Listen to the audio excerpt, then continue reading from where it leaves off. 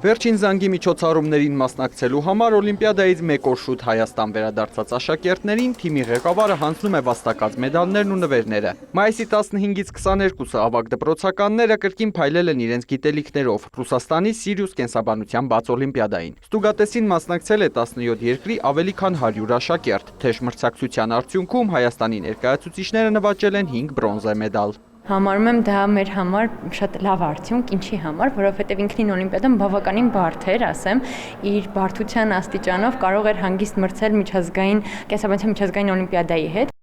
70 հարցից բաղկացած թեստային աշխատանք, կենսաբանական գործնական փորձեր։ Օլիմպիադան անցկացվել է 3 փուլով, 2 անհատական եւ 1 խմբային։ Անհատական փորձերը բուսաբանության եւ կենդանաբանության փորձեր էին։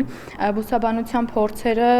տարբեր էին, դե 4 մասն է տարբեր բուսաբանության մասին փորձեր էին, մեջ կար կենսաինֆորմատիկայի բաժին, որ տենց հիշում եմ, կար պատրաստուկների ոնց որ պատրաստում եւ զննում, որի հիման վրա հարցերի պիտի պատասխանեինք։ Կենդանաբանության փորձը հերձումից էր, ասած ասած հերձում կար փորձի մեջ, պետքա հերձեինք թրթուր։ Օլիմպիադաները ինձ տալիս են լրացուցիչ գիտելիք եւ փորձ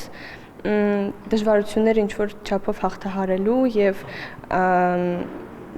դրանց նկատմամբ կայուն լինելու հնարավորություն եւ ուժ։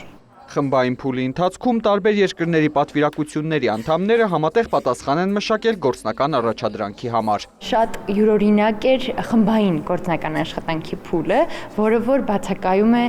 ինչպես Ինդոնեզիայի կենսաբանության օլիմպիադայի, ինչպես էլ այդ միջազգային կենսաբանության օլիմպիադայում, ու այստեղ իրենք ցույց էին տվել շատ լավ համակարգված խմբային աշխատանք, ինչով ես շատ հպարտանում եմ, եւ արժանացել են առանձնահատուկ նվերների հենց այդ խմբային աշխատանքը կազմակերպած կազմակերպության կողմից հավաստագրերի հրաշալի ներկայանալու